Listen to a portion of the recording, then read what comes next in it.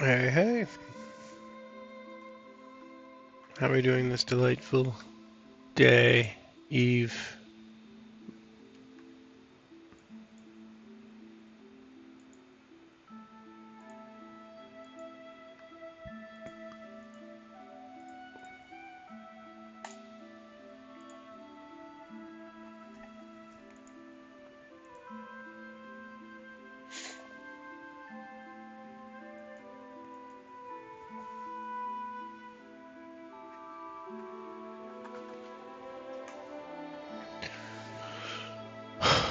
Alright, we're at 9.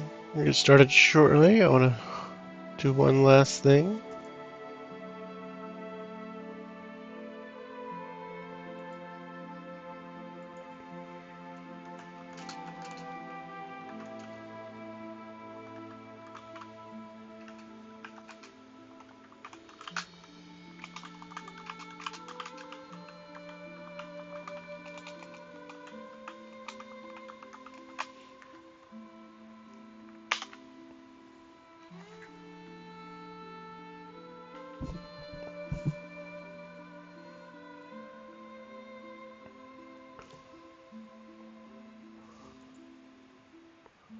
Alright.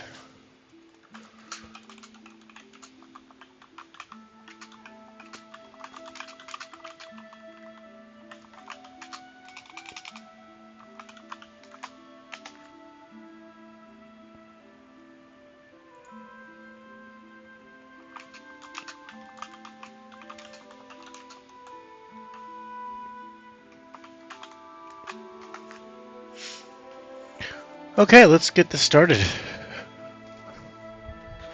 Um,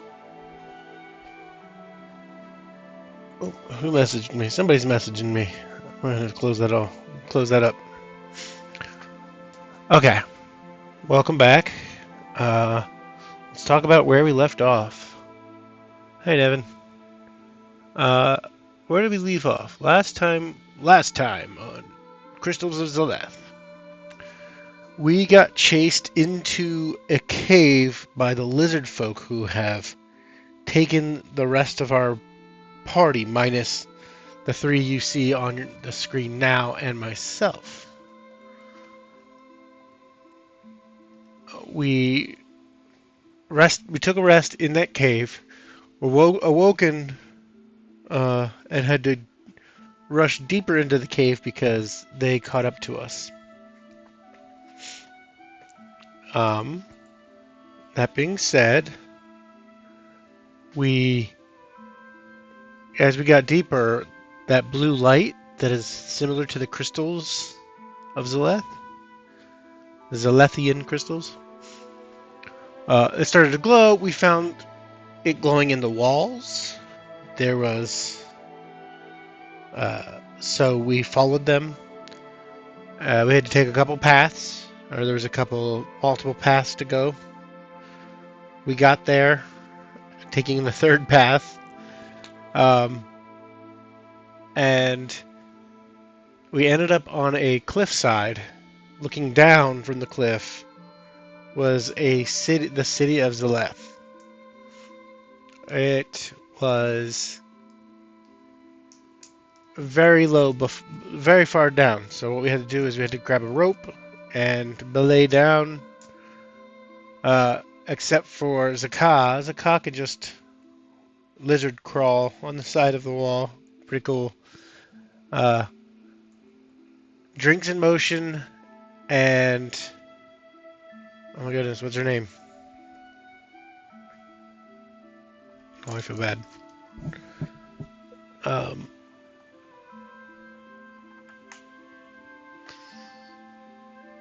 Raja. Ooh, there we go. Raja and I make it down.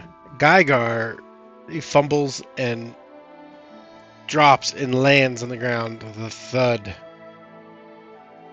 He hits the ground with a snap and a crunch, then just lies there still.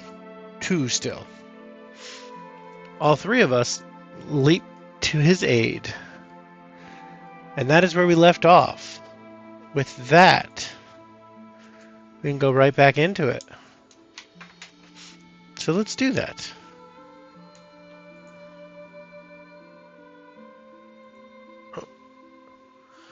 Chapter 3. You and Raja rush to Geigar's side. You turn him over, and he groans with pain. A gash in his head is bleeding freely, and his breathing seems shallow. But he's alive, at least. We're going to need to split up, Raja says. One of us will have to take care of Geigar, and another should go find some shelter where we can regroup. Without the height of the ledge, the city of Zeleth is less spectacular and is instead imposing. The thick, solid stone buildings, being slowly overtaken by the creeping undergrowth, form a greenish wall. From somewhere among the buildings, you hear odd trills and chitters. The place smells of damp. The place smells of damp with a faint miasma of illness. Meanwhile, Geigar still hasn't moved, and the occasional labored breath is followed by a soft whimper. Though, after a little while, his eyes flutter open to you, silently asking for help from among his scrunched features.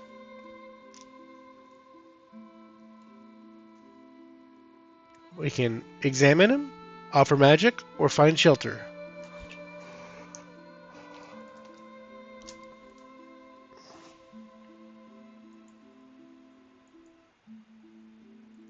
Would Drinkson help, or would Drinkson want to go look? Along the same lines, where would Raja rather be?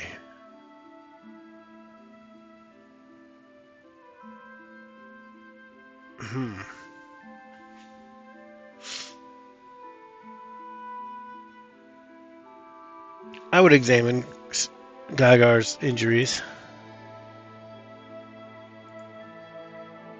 You examine Geigar's injuries. He has a nasty head wound, and his breathing seems labored. Even at a glance, there are almost certainly several broken ribs. Still, he might be a less obvious but equally serious injury. There might be a less obvious but equally serious injury, posing additional dangers. I can expend one healer's kit if I have any. I don't think I do. I could roll a medicine check with a 10 or more. Oops. Alright. Oh, here's my session starting yawns. This is where they come in. Session really hasn't started until I get a couple of those in, right? Let's see. Potions of healing, but it doesn't say I can use those. Mess kit. Nope. No healer's kit.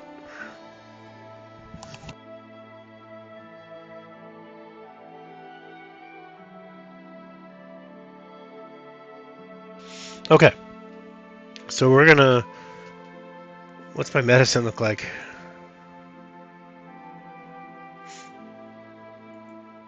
Skills and tools. Medicine. Alright, I got a +2. We got a chance. A 17. That's a good chance. We rolled a 10 or more. We'll go to 204. 10 or more, 204. Though battered and bloody, Geigar seems to be fine. The ribs aren't as bad as you'd originally thought. Probably just bruised. And the head wound is mostly superficial. Under your ministrations, Geigar's eyes open, but he immediately closes them again with a groan. Am I dead? He asks. You let him know that he is very much alive, but this is going to hurt. He whimpers and complains as you bind his wounds. You even help him sit up. Anything else that might help?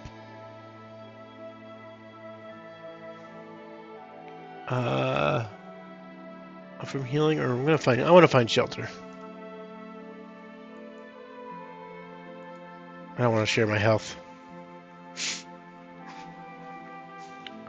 Call me selfish. You point out that it's clear that your current position can't be defended from attack, and there's no way of knowing what's hiding out in the city. Raja nods. Agreed. There are no elements to protect ourselves from, obviously, but anything else that might make Zaleth their home could sneak up on us at any time. Those people we saw were running from something. You all move out together to look for a place to establish a base camp from which you can explore the rest of the city. You and Raja take point while Zakah hauls Gygar up to help the ailing scholar limp his way through the ruined city. You make your way cautiously down an overgrown promenade. The buildings on either side rise up around you, the crystals approximate a faded daylight. But the cries and chatters coming from the overhanging foliage sound like the jungle at night. Who knows how many centuries the local wildlife has had to adjust to the endless half-light.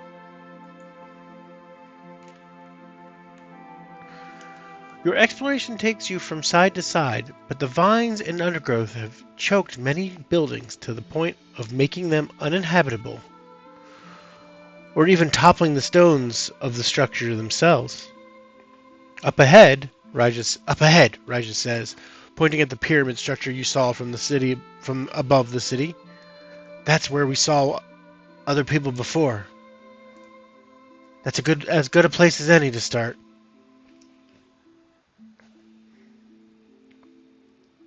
Recognizing that isn't a suggestion, and seeing even from here,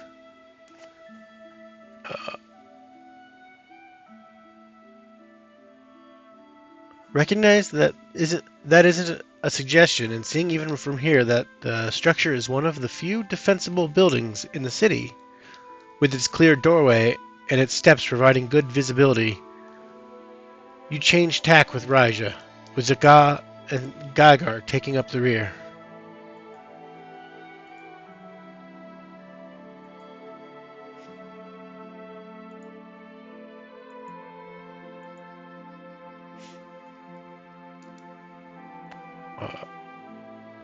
You start towards the promising location down a slightly less overgrown street when you hear one of the hissing, chittering sounds getting closer. Uncomfortably close. Suddenly, a warped and mutated lizard leaps out of the underbrush onto you. Ah! A scaly creature about the size of a house cat. But with too many legs and eyes, the perverse reptile climbs your body, ripping at your face and chest with a ferocity beyond hunger. It seems driven by an unnatural rage that can only be soothed with violence. The lizard will fight to the death. It attacks you with its jaws agape and claws scrabbling at whatever part of you they can find. Raja and Zakah draw their weapons, but don't attack as they may hit you in the process. As you fight the lizard, you can only use weapons with a range of 5 feet or less, and spell or abilities with a range of touch. What? I didn't do that.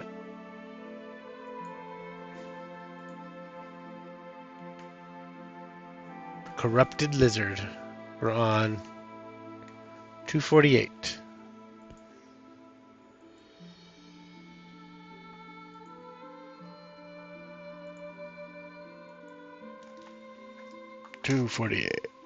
Alright. And it is on me.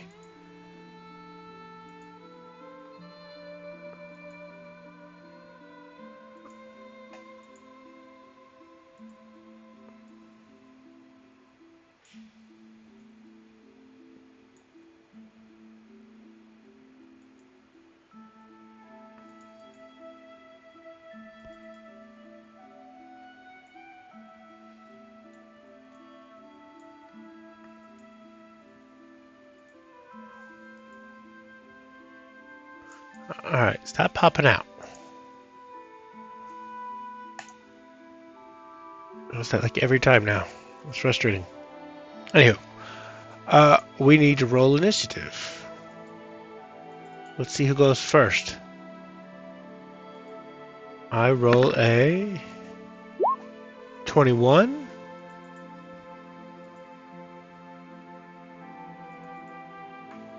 Oh, it's not hooked up.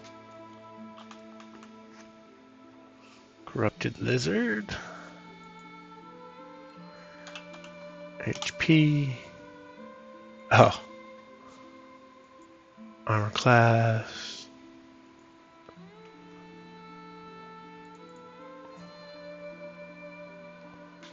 Alright, let's roll its initiative. 21 versus my 18 versus my 21. Alright, I go first. I'm gonna punch at this thing. Or stab at it with my ceremonial dagger.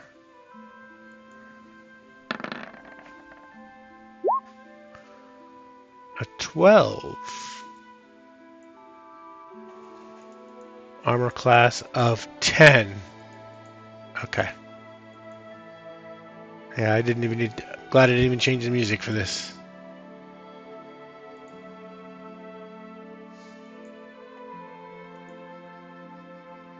Come on. Oh, roll my damage. Okay.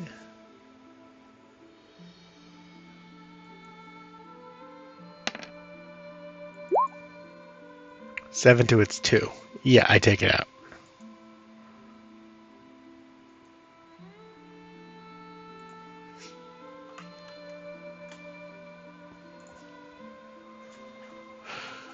All right.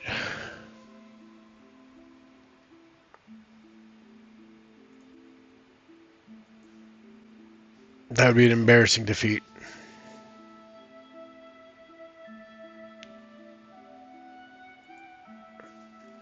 You knock the lizard from your body with one final blow. It twitches momentarily before falling still, granting you a distinct sense of relief. Raja approaches the dead lizard at your feet, as do Zakah and Geiger. Raja has her nose turned up in disgust. Ugh. Geiger has naked fear on his face, while Zakah remains unreadable as ever. These strange beasts live down here as well, Raja says. If anything, they're larger and more corrupted than what we have faced above ground. Geiger regards the beast with apprehension, but Zakah just looks hungry. Food, he says. We take. Good idea, Raja says, pulling out a knife. She and Zakah set about the bloody business of butchering a large reptile. Did I get the size wrong on this thing?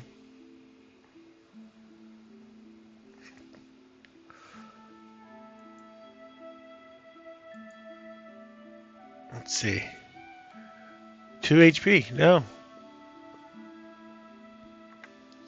Okay.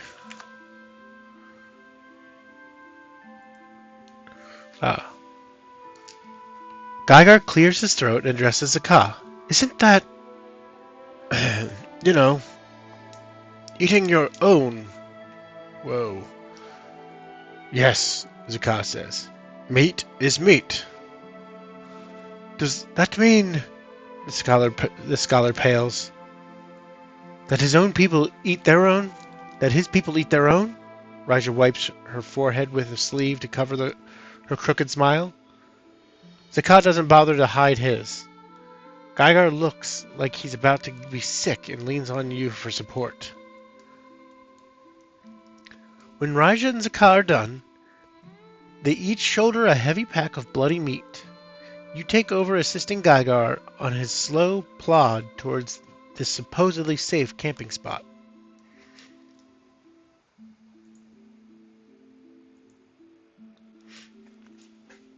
The large crystal top structure looms ahead.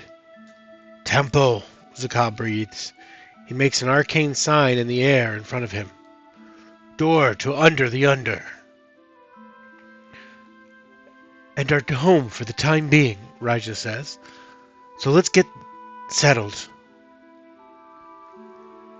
The stairs aren't as high as you feared, but you could see it being a challenge for Gygar with his injuries. So you provide him with as much support as you can going up. You and both you are both relieved when you finally reach the platform in front of the main entrance. Inside, you see a large gate leading to a room full of lizard folk statues. They are lined up against the walls as if guarding another inner door that is smaller than the main entrance, but sealed with a massive stone slab carved with Zelethian symbols. The room is empty, and there is no sign of the glow you saw earlier.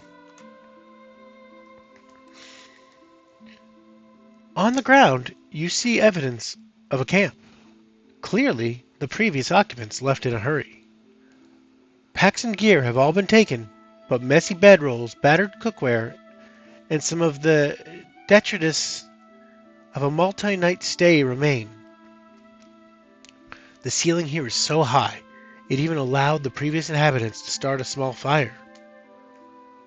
Though, with the never-ending dampness of this jungle, you're not entirely sure what they would have burned.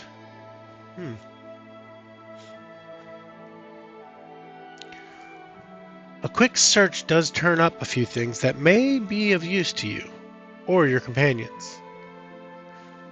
In addition to the bedrolls and cookware, there is some gear left lying around in this chaotic mess, including a recently drawn map of the city and a sheaf of notes. Everyone divvies up the items of use, and Gygar takes the map and notes to examine. 3 rations and 1 Zelethan crystal to your inventory. Headset is dying. Okay.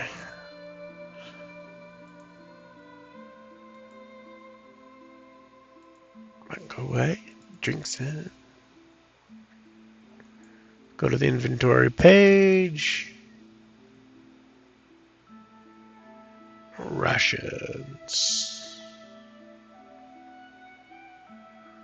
Do I not have any rations? How am I surviving? Got another Zelethan crystal. Let's add some rations in.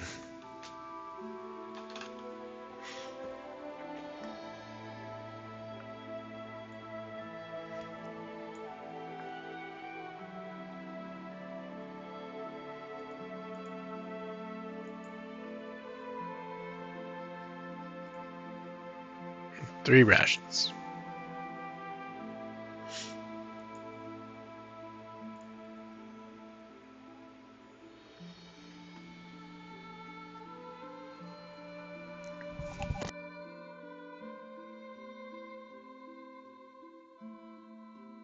You and your companions begin to tidy up the former camp that was deserted in a hurry.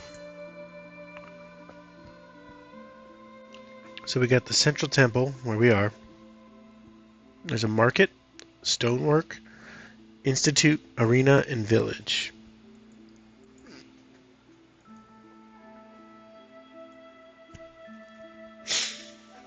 Throwing aside a bedroll, you find a brightly sparkling crystal dagger. Pulling it out, it catches the light with a glow like the other Zelethan crystals. Noticing, Gygar lets out a low whistle and Raja steps up to examine the weapon. Quite the find, Raja says. Congratulations. Keep it. There's no shortage of threats down here, and you will need it. You can see Gygar and Zakah nodding, though Gygar's eyes are fixed on the knife itself. That's a Zelethan sacrificial dagger. Ooh. Gygar says. For preparing one's own blood sacrifices and then healing oneself immediately. Fascinating. I've never seen one up close. Another sacrificial dagger. Is it any better than the one I got?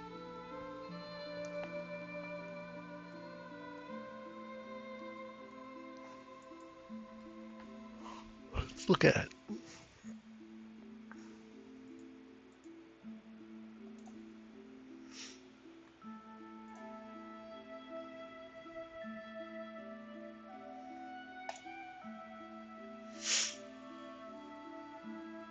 A +1 dagger made of the glowing blue crystal. Once per day, when wielding this dagger as an action, you can heal 1d8 plus 1 HP as if you cast Cure Wounds on yourself.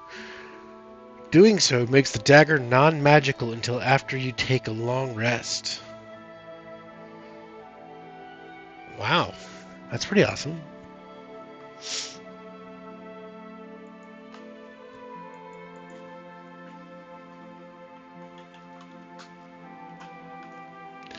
So add a dagger +1.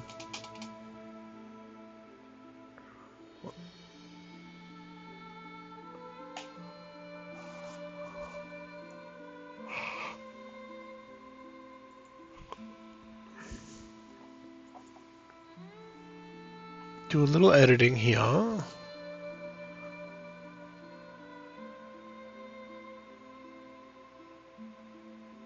Uh,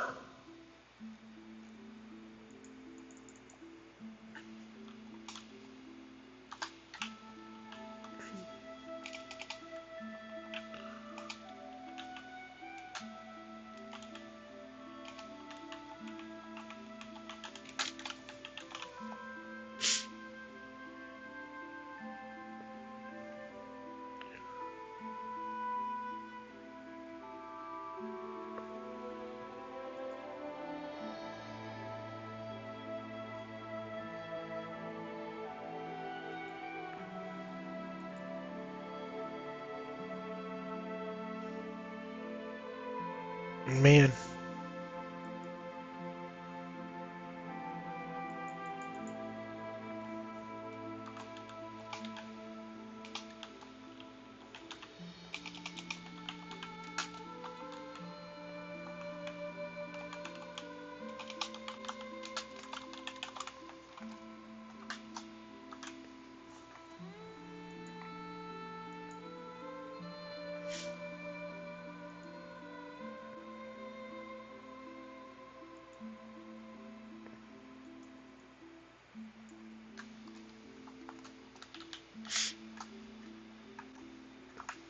I'm not gonna do finesse.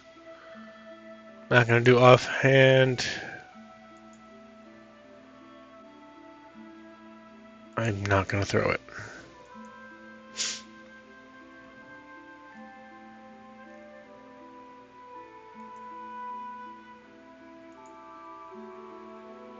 How do I add an action?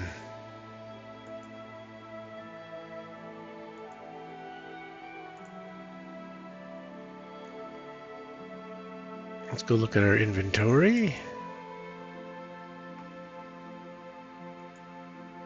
Hey, Fawcett, I am having a blast. I just got a Zalethian sacrificial dagger, and I'm trying to figure out how to set it up in here to include my add healing data.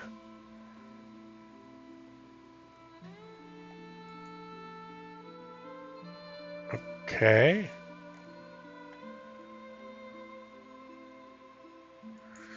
As an action. Wait, it's um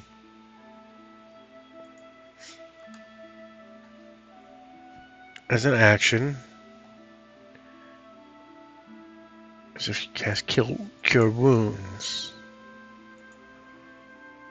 Alright, let's double check Cure Wounds.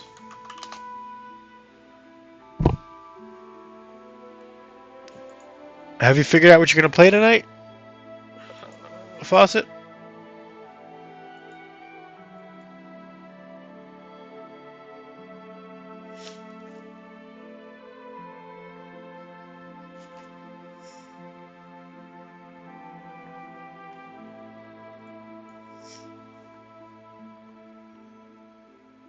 Alright, one action. Heal other bonus. Heal dice. 1d8.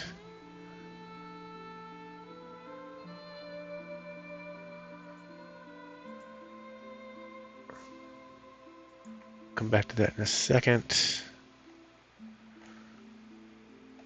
We're going to do my spell sheet.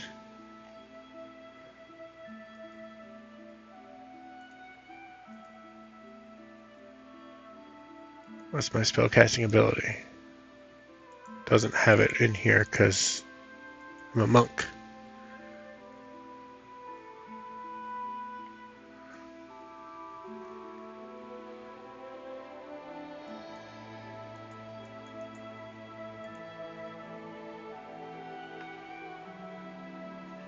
What's your spellcasting ability modifier?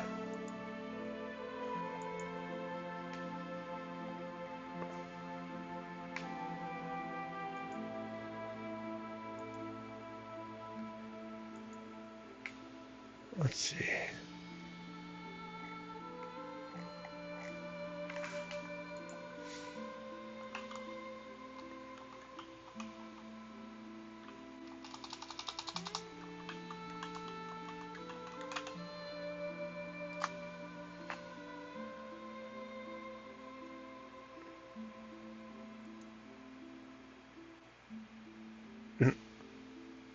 Alright, looks like I get a...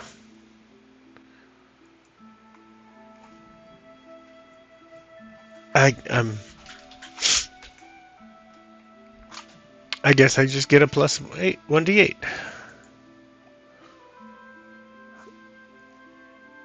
Combat. Does that show up in here now? It does. And I need to add some notes to it. Say something like, oh.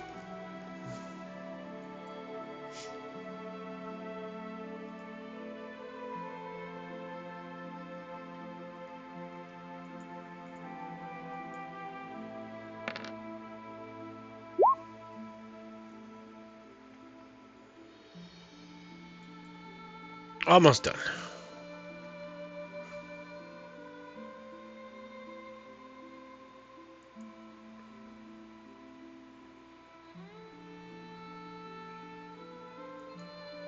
Just +1 to bonus attack.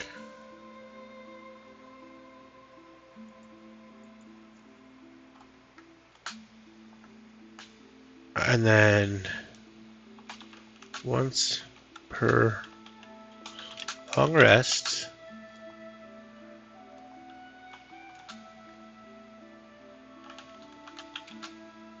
one D.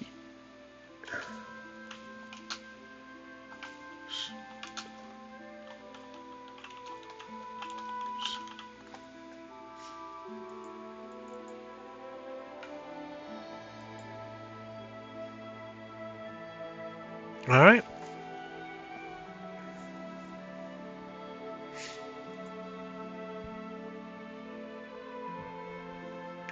Returning to exploring the abandoned camp, Raja finds some fuel, a bundle of dry wood. With an exclamation of joy, she starts a fire with tinder and flint and enjoys the flickering light for a moment before stringing up the lizard meat to cook over the smoky fire. When the meat is cooked, Raja distributes the meal. Zakah prefers his raw, so he roots around in the bag for a sizable chunk. You can eat with your companions, examine the meat, or refuse to eat a ration.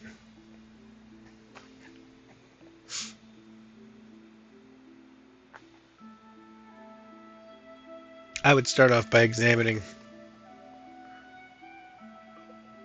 Oh, I could cast Purify Food and Drink again. But I don't know if it's going to help. Didn't help with the water, but I'm going to use my salt. Sprinkle some on. When you attempt to purify your meat, the meat you're about to eat, the flesh blackens and liquefies. The putrefied goo sloughs off the bone and spatters on the stone at your feet. I could eat another piece, or examine the remaining lizard meat. Or want to observe. Before biting into the meat, you decide to check it for safety. You know it's fresh at least, but one can never be too careful. Am I wise in survival, or am I really intelligent with my investigation? Investigation, I get a -1. Survival, I get a +2. We're going to try to survive. 18. I survive. Though not rotten necessarily, there is definitely something off about the meat. Despite its obvious freshness, there's also an undercurrent of sickness or rot. It's like the vague feeling of unease in this place has been distilled into an odor. You set aside the meat, and your companions take notice. You refuse to eat the roasted meat, and both Raja and Zakah also hesitate before taking their first bites. Geiger is oblivious, however, and takes an ungentlemanly mouthful. Bah! He cries and spits out the meat. It hits the ground with a wet slap, suddenly reduced to blackened slime. A shiny round worm slithers its way out of the putrid mess. It didn't look like that before, did it? Geiger looks from face to face. Did it? The rest of you set aside your meals as Geiger slurps water from a canteen and spits the taste from his mouth. Oh, Geiger.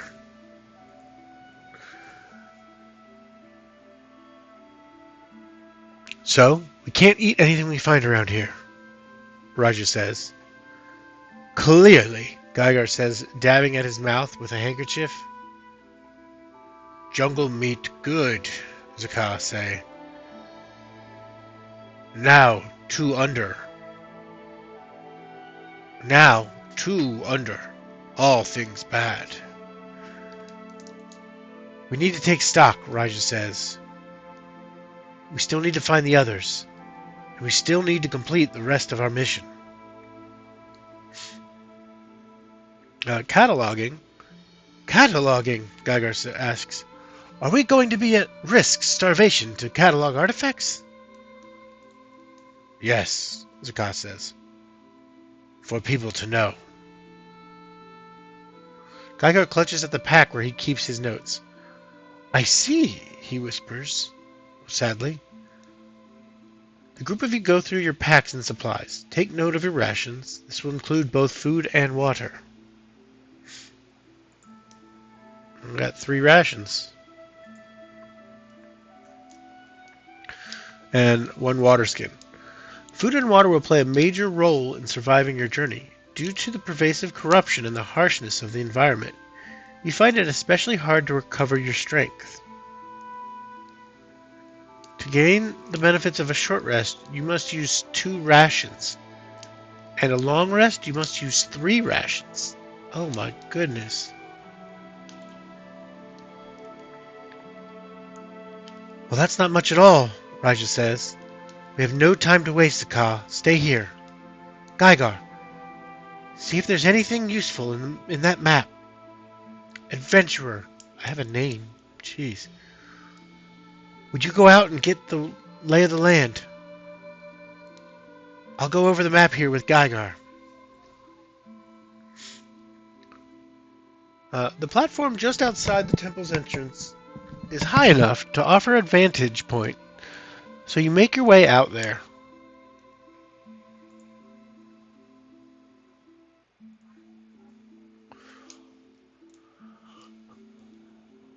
The temple's height gives you a broad view across the lost city of Zaleth. In its overgrown state, it is impressive. At its height, it must have been spectacular. You've had difficulty getting your bearings here underground, especially with the strange sense of sickness hanging in the air. But from here, you can see a variety of structures poking out of the twisted green. Off to your left, you see a round building without a roof. From here, it looks like an arena, but it's probably the closest of the major structures. To the right, see another large structure whose tall, twisted spires are capped with elegant crystals shedding light over the entire city. The function of the building is a mystery, but it seems like an important place that might still be somewhat intact. However, you see no sign of the other expedition, no sign of anything other than encroaching jungle and the potential for mutant animals. Until something catches your eye at the bottom of the steps.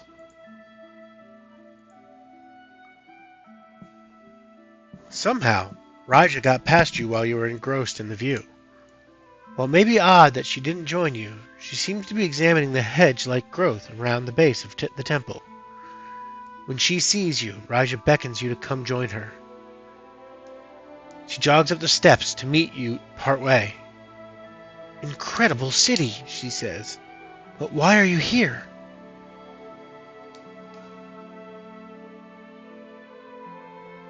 Oh. Incredible city, she says. But why are you here? I'm confused.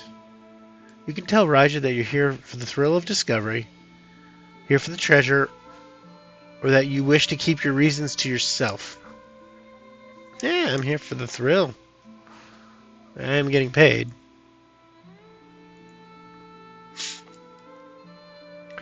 Raja nods and gives a strange, knowing smile. A lot of heroes start out with a thirst for glory, she says. If that's true, then you'll find very little glory in Zaleth. And what you do find, you'll likely take to the afterlife with you. She sees you looking at her strangely. Ah, no need to fear. There are rewards here for someone seeking adventure, and few have seen the city and lived to tell the tale. So just making it out alive ought to be thrilling enough. Okay. Scared me a little bit here. She offers up another strange smile and seems to want to say something else, but keeps it to herself. I enjoyed our talk, adventurer, Raja says. I will see you out there. She descends the steps towards the city with a small wave. You bid Raja goodbye and return to the camp inside to tell your companions about the buildings you've seen. You find Zakal gnawing on a flap of suspicious dried meat, and Gygar is still reviewing the map you all found. Raja is dozing next to the smoky fire.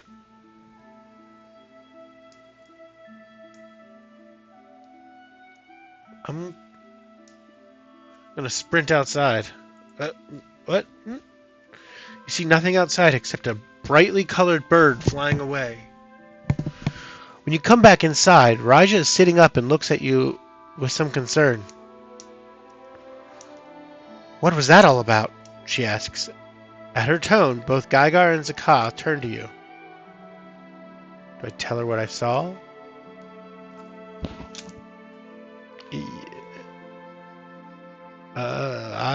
I just saw you, but then it, yeah, I'll just tell her. But I wasn't outside. I haven't left the temple since we got here. Raja looks at Gygar and Zakah, and they nod in confirmation. So you ask who you've been talking to, but everyone shrugs. Are you feeling all right? Gygar asks. Are you maybe suffering from some tropical disease? Hallucinating? You feel fine and say so, though you do feel the overwhelming weight of the corrupted air. But besides the uneasy feeling in the pit of the stomach, you feel otherwise normal. There must be some other explanation besides a fevered hallucination. Oh. Sorry, adjusting something. Oh, shoot. What are you doing?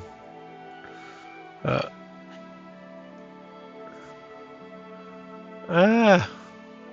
It's taking longer than I wanted it to. To just adjust. Just adjust. Just adjust, just. There we go. There's something about this place. Something deeply wrong, Raja says as her eyes stay towards the looming vault door.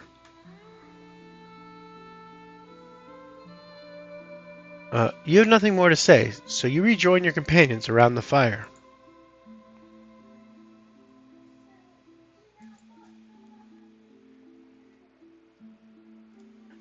So, it's getting to that time, Raja says. We have an expedition to save, a lost city to explore, and a life to live afterward. It's time to move on. I've looked through the map and compared notes, Gygar says. The logical first step is what the map refers to as the arena. In these notes, it seems that it may have been a place for sporting events, or a military barracks. Possibly both. Raja looks at him sideways. It's a little unclear, Gygar says, holding up the notes, and written in a shorthand. I don't entirely understand. For warriors, Zakaz says, glancing at the sketches. Protect city over the under. I think you should visit the arena, adventurer, Raja says. Then she nods towards the large stone door. Gygar, I want you to look into that thing. Specifically, whether anything will come out of it and kill us while we sleep. Zakah, if you would please make sure Gygar is safe. I will also be searching the city. Why is she trying? She's sketchy. The lizard folk warrior nods once. And that's apparently enough for Raja. Gygar looks between her and the door, and she gives a shakier nod. So that's it, Raja says.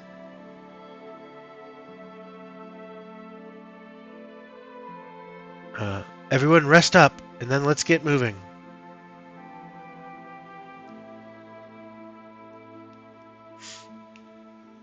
I am not going to take a rest. I think I'm good. Otherwise I could be exploring. Gygar gives you directions to the arena from his map, and you are able to find the massive structure without incident. Though, you keep a careful eye on the buildings and foliage. You enter through a large arch into an expansive entry hall strewn with debris. A massive stone door hangs askew to your left, but you can squeeze past it if needed. Another doorway glows with a strange light. A third clearly leads out into an open sandy area.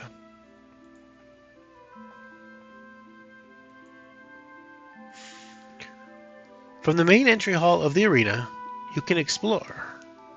If you haven't done so, you can go past the broken door, go into the glowing room, or go into the open sandy area.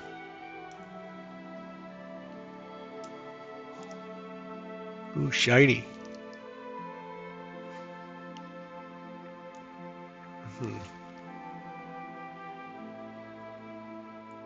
We'll go in order.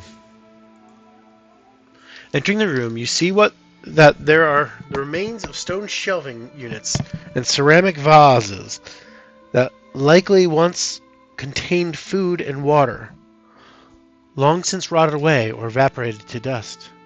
There are also weapon racks, a few scraps of ancient armor, and a faded mural on the wall. I'll look at the weapon racks. You approach the obvious weapon racks in the storage room, but no weapons remain. There are just traces of them. Any wood has long ago rotten away, though there are still some shards of sharp stone or crystal on the floor. Proficient in martial weapons, go there, which I am. You know weapons, so you're able to determine that the weapon racks, or what little of them remains, indicate a favor for spears and knives. This storeroom has been ransacked many times over the centuries, and they've very little left but debris. There may still be something of interest elsewhere in the room, but there's nothing here. The only obvious remains of the equipment is a broken crystal spearhead. It's split in half with a clean break, rendering it unusable.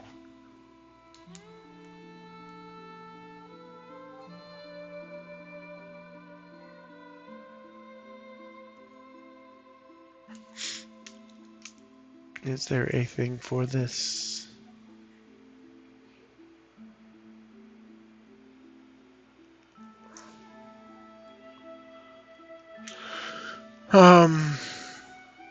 There is not.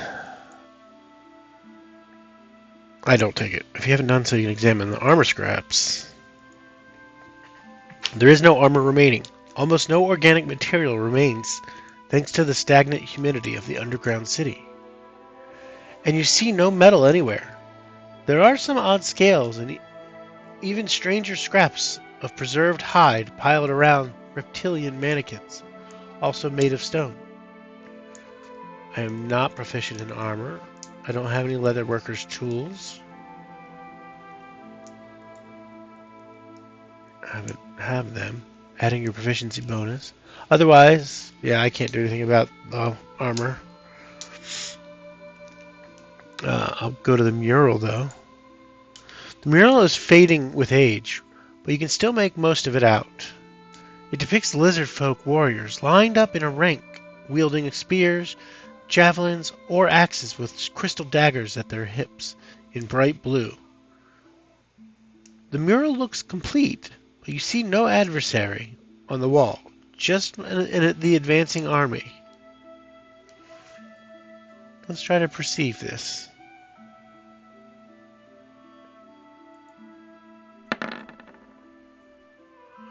Oh, I see through this. You notice that the dagger of the first soldier in the ranks is differently shaped than those of the other soldiers.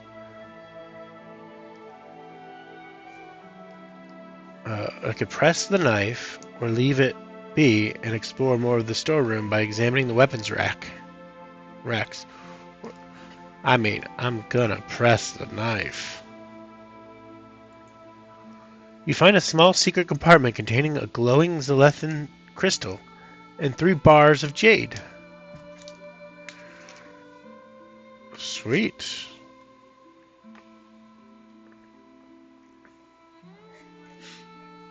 Inventory.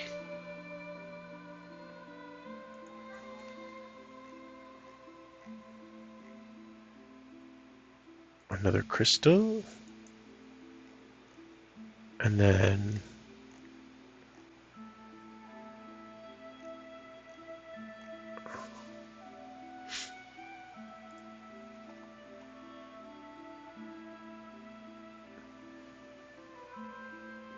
is a jade bar an item?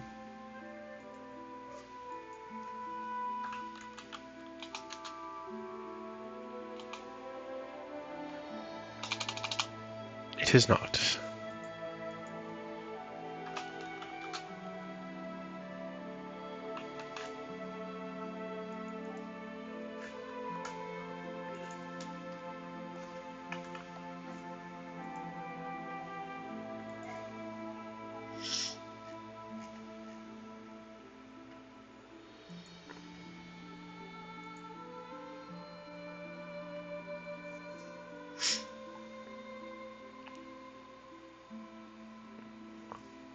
Jaded, I'll never forgive you ever. Well, nah, I forgive you.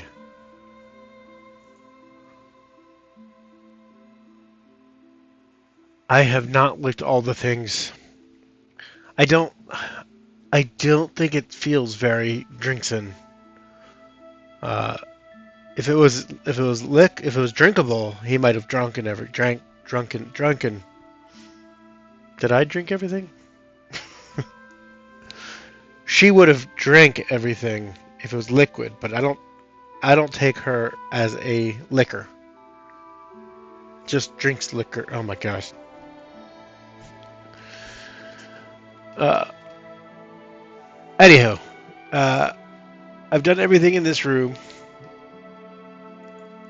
I'm gonna go back into the storeroom.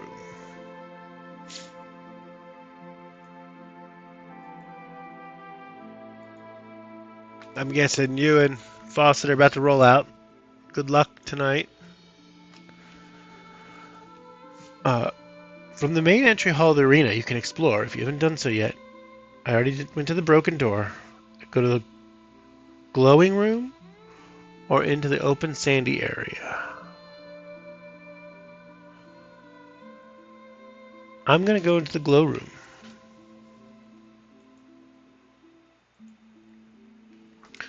The glow that you saw from outside is a massive forge, somehow still lit with a bright blue flickering flame. Uh, the hearth is large enough to be a second small room, and you see some strange machine behind the fire with the same blue glowing lines that you saw in the passages above. It seems as though that machine could be the source of the flame. Do I throw water on the flame? Use a spell ability to control or reduce the flame? Or try to simply cross the flame?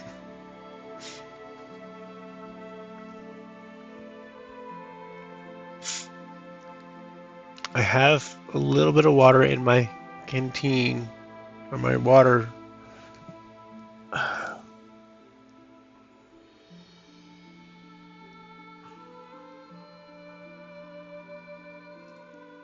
I would just...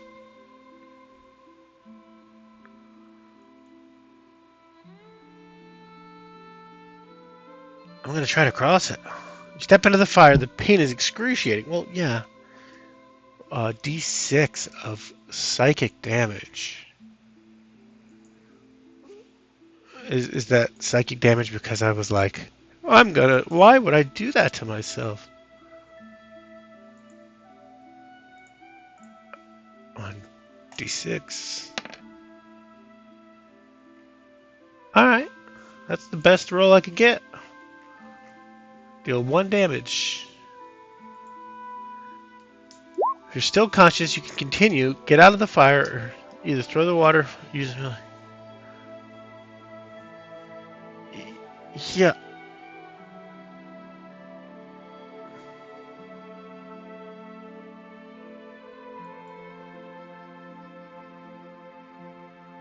Yeah, it's not worth whatever's in there.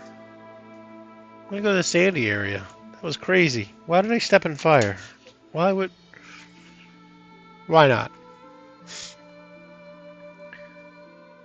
The sandy expanse you see appears to be an arena. Galleries and seating ring multiple stories around a wide open space. There is another entrance to the combat floor, but it seems to have collapsed a long time ago. In the center of the arena, there's a glowing obelisk. On the sandy floor to one side, you see a dead dwarven body, fresh, and only just starting to smell. I'm gonna examine the body first. The body is a burly female dwarf with a steel hammer. She seems to have been beaten to death, and there are clear signs of a struggle in the sand around her. However, her body is also showing the effects of hunger, so she probably wasn't at her best. She has on her a steel warhammer, 2 hand axes, 50-foot length of rope, 3 rations, 8 gold, and 1 Zelethan crystal. Had any of those items...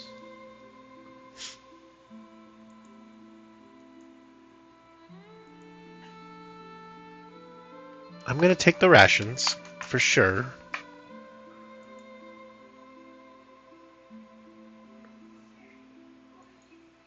The 8 gold.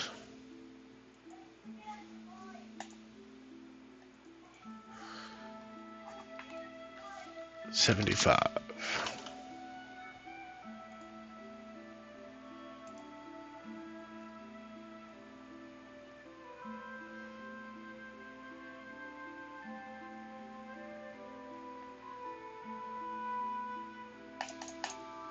So 6 rations and a crystal.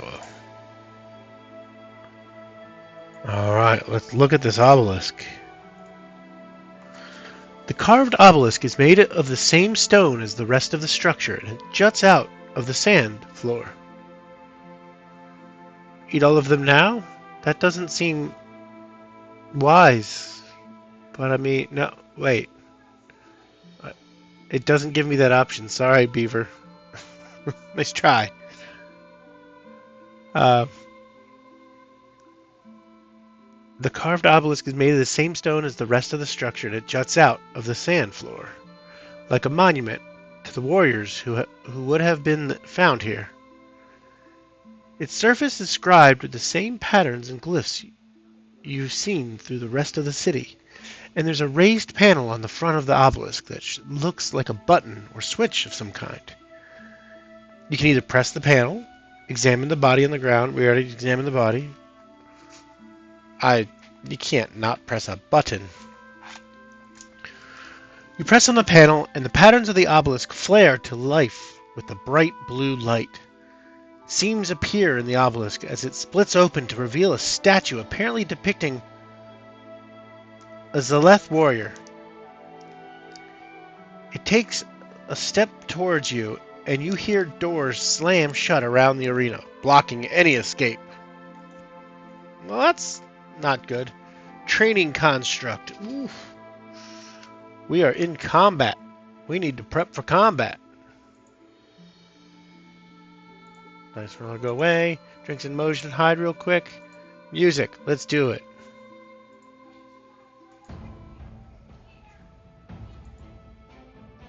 Let's go here. It was 185, 183. And then we're now looking at characters again.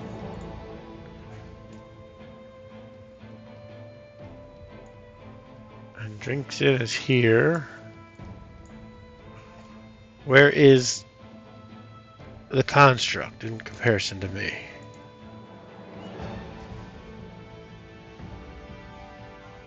I wish that star wasn't on the map, but other than that, it's a great map. I'm probably going to use some of them in one of my campaigns. Alright, where is this thing? Oh, it's on the obelisk. It is the obelisk in the middle.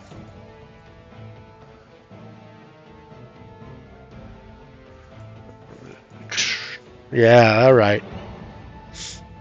We are in close combat. Let's do it.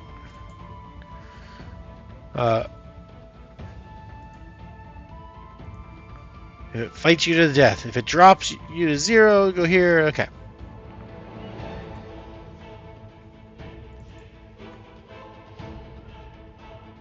What's in it?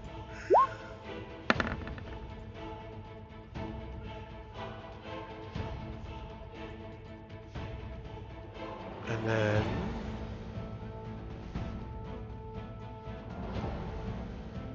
I will in it. That's what we're doing. Initiative. Wow. With my 9, I outbeat its 8 on initiative. So it pops out, I go, ah! And I will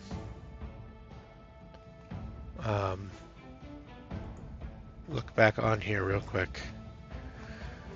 I don't know anything about its vulnerabilities, so I wouldn't do anything about that yet.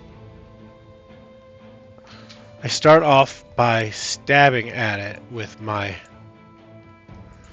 normal ceremonial dagger. Oh, combat page.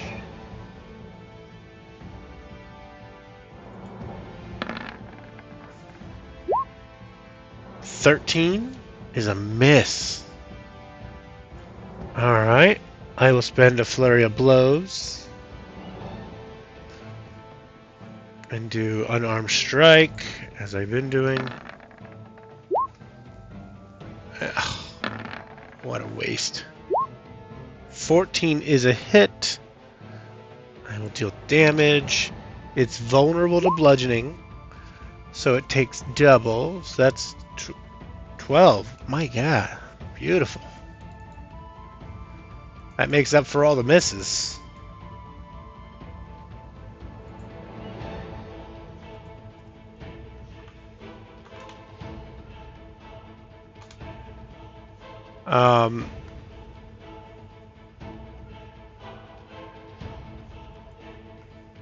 Okay, its turn.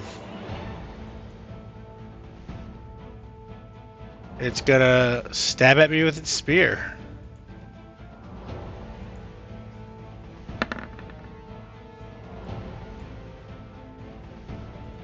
$18, I am almost positive hits. I wish it was in range. Where's that AC? Armor class down there. Yep. 18 beats 15. I take... Yeah, 5. Alright. Ouch. It's okay. I've got things for this. Yeah, I gotta turn those off now. Alright. Beaver, good catch. I will do that. A lot. Alright, let's do this. I will swing my dagger at it. 18 hits. Deal damage. Deal...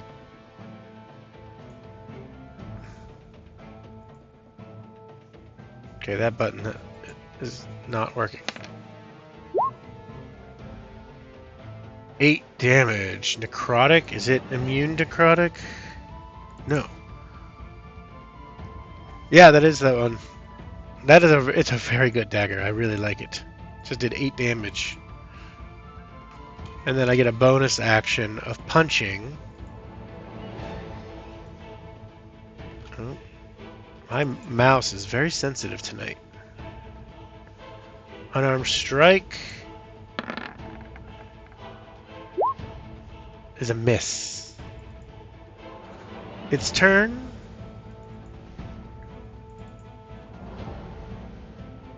It will spear at me.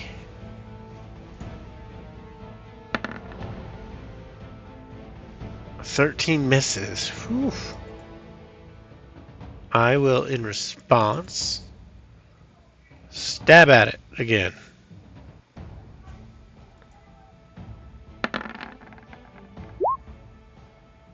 And miss. Ugh. I need to remove these. I'm not going to use the Finasser offhand. Doesn't make sense for me. Unarmed strike. Oh my god. It's gonna be the end of me just because I can't hit. Spear goes.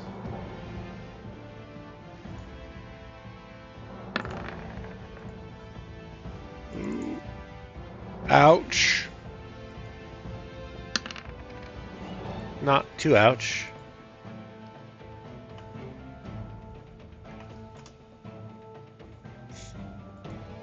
Alright. I will. Second verse, same as the first. Ceremonial dagger. Oh, I should have stopped using the dagger and just started punching. All for all hits.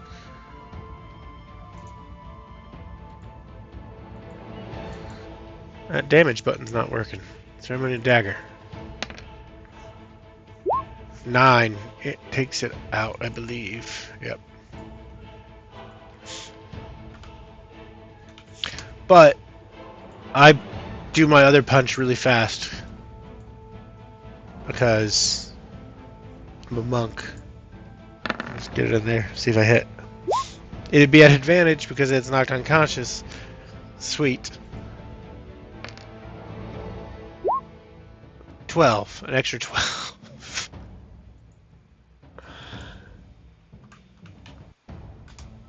Negative 14. I got it.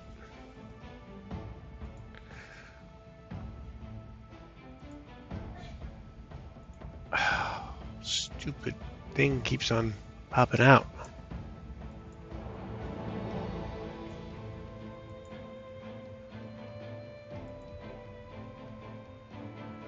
I said stop and play ambiance.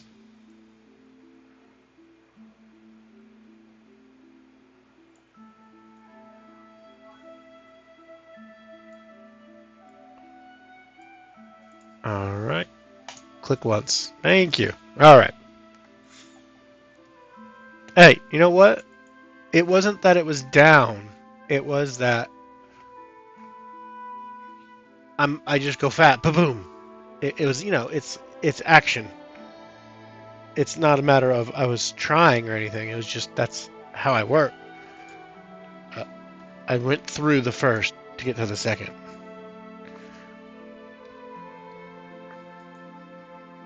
Uh, the construct shatters under your final blow. Yeah, exactly, combo. It was a finish him. It was, yeah, it's Mortal Kombat. The construct shatters under your final blow, its pieces falling into the sand at your feet. At the same time, you hear the doors around the arena opening again. Among the shards of stone and clay are two Zelethan crystals powering the construct, and what appears to be a stone feather that might make a good trophy of your battle. It must have been hidden inside of the stone body.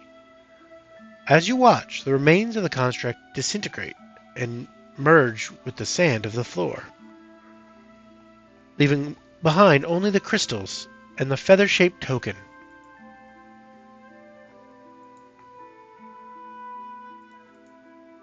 Let's see. Oh, that can go.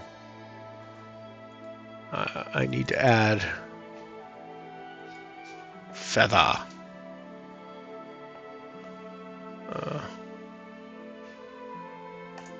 There's 7 crystals now. Nice. And a stone feather. Is there a thing for the stone feather?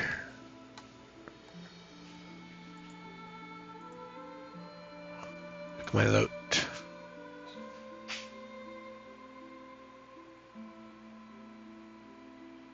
No?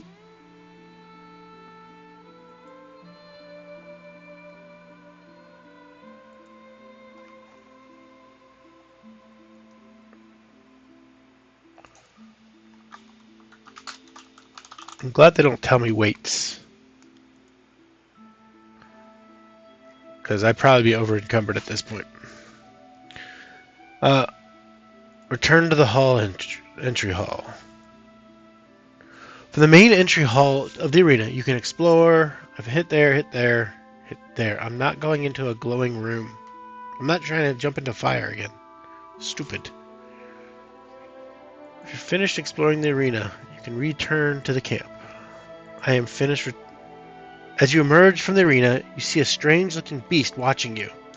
A large, spotted cat whose fur and spots seem to shift and change with all the colors of the rainbow.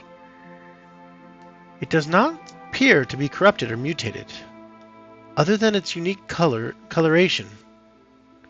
When it sees you, it regards you for a few minutes before turning to slink away into the overgrown city.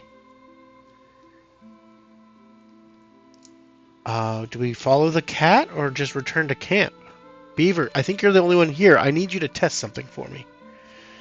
I need you to, in chat, post a hashtag and either the word cat or camp.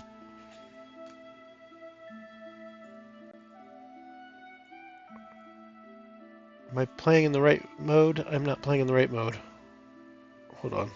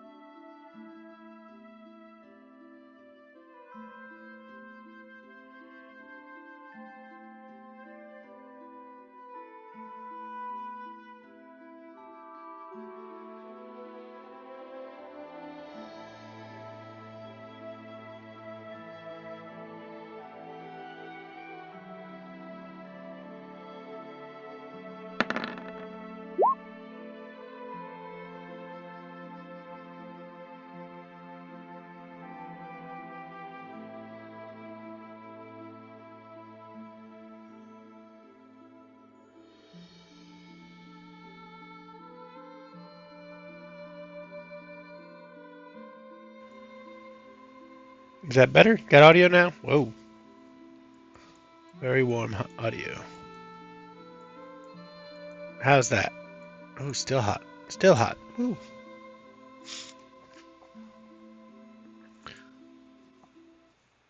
Oh, you couldn't hear the dice move. Okay, this is all good information. Thank you. All right. So I did a stealth. I got a 19. I didn't even need my. Every time I roll inspiration, it's usually the first number. Got a 306. Slinking through the trees, you manage to follow the multicolored cat through the tangled underbrush without alerting it to your presence. You look in on the feline as it glides through its habitat. Just as you approach close enough to decide what to do next, the predator stops and takes a deep breath. Then, with a ripple of color, the beast turns into a large bird of prey with spectacular plumage that soars away between the looming pyramids dripping with plant growth. Unable to follow, or even effectively speed up in the thick foliage, you have no other choice but to return to camp. Okay. When you return to your temporary camp, Zakah is sitting beside the burnt-out fire pit, tapping at his tablet and hissing rhythmically to himself. Raja hasn't returned yet, and Gygar seems to have fallen asleep on his bedroll, though he's surrounded by a messy pile of notes and sketches. You can try to speak to Zakah. I will try that. You greet Zakah and he nods in acknowledgement without stopping his sibilant chant. You think that he will continue indefinitely, but when his tapping claw reaches the bottom of the tablet, the lizard folk returns to you. Gygar, draw door, Zakah says. No thing find. Do an insight check.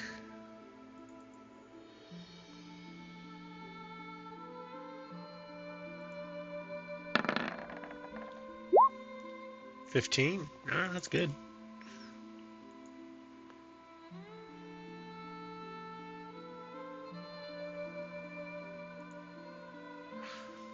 Though Zakah's reptilian features are hard to read, you get the impression he's hiding something from you. So you ask him where the door leads. Zakah's eyes narrow as he regards you. Door, he says finally. Door to under. And you ask him how to open it. Wait, Zakah says. Wait, snake. As he trails off, he spreads his hands in an arc over his head and hisses something in your own language. In his own language. Wait for rain color, snake, he says. Then he shrugs and goes back to his tablet with a certain finality. Sure you're not getting anything else out of him, you settle in for a bit of a rest. 203. It's not much longer before Raja returns from her mission and immediately tells you about what she saw. A strange creature, not mutated, but colorful and curious. An enormous bird of prey, strange to see underground, covered in brightly colored feathers, and watching my every step.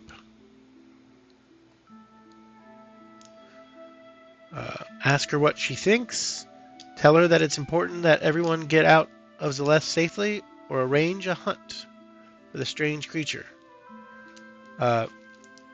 Ask safe, or hunt. What are we going to do?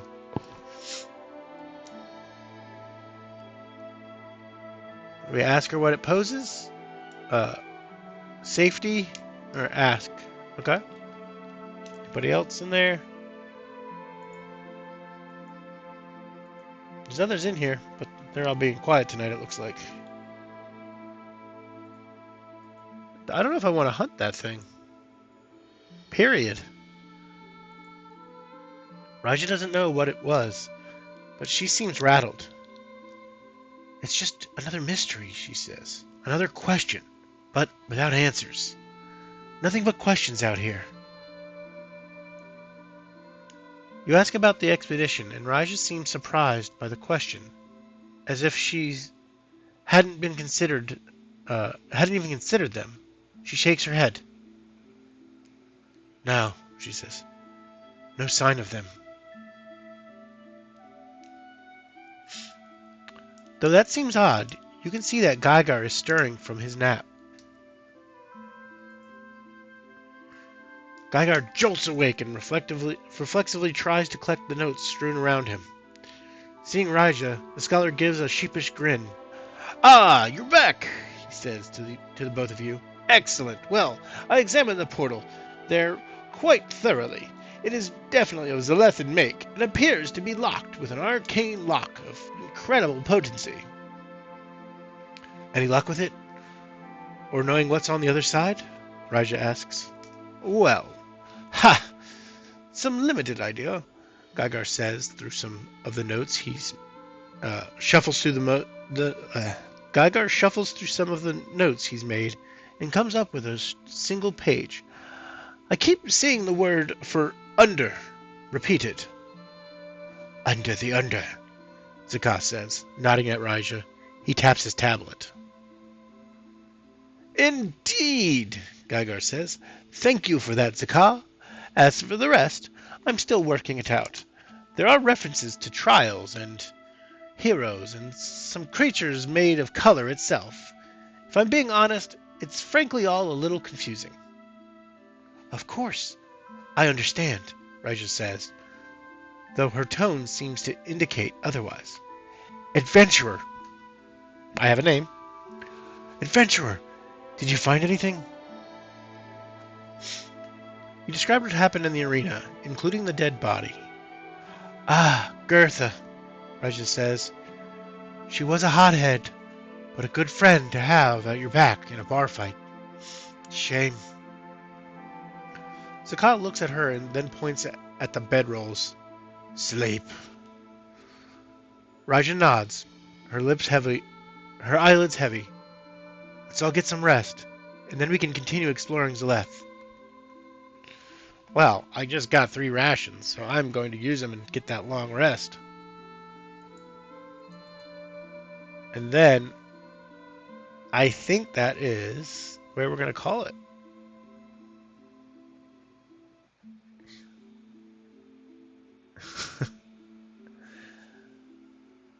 What was the oath?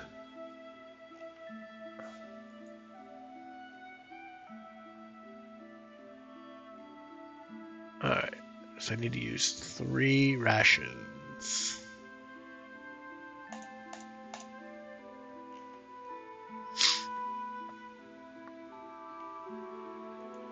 No, that's what we're going to call it.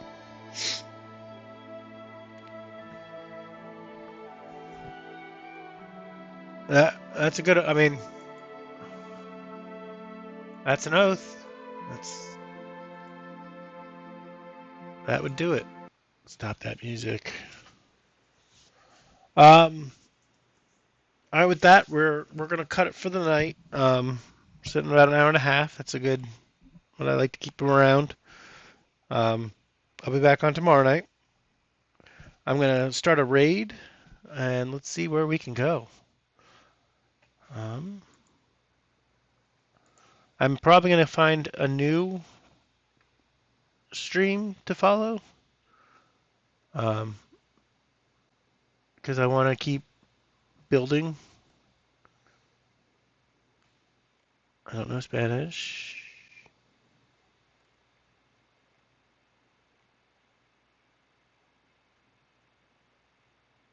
Oh, this one just started. Spelljammer. Let's give it a try. Let me look at it real quick.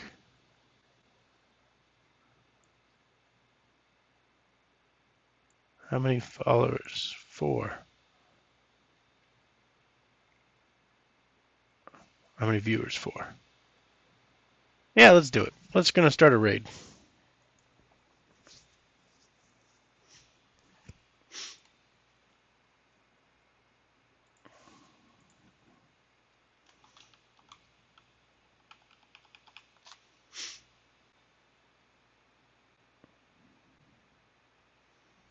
All right, there's 3 of us raiding. It was a pleasure. See you guys next time.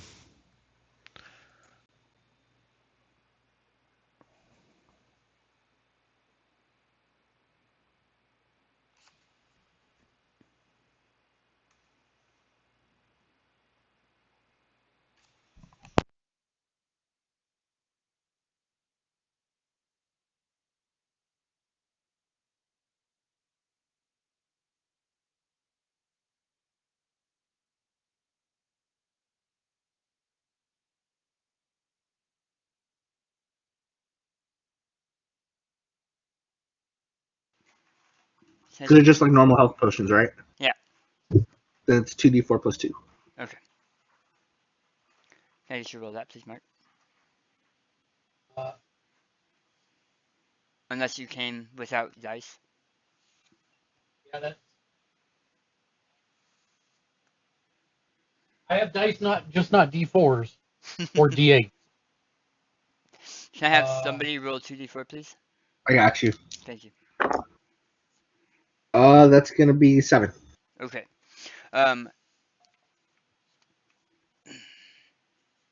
He does not wake up, but some of the more recent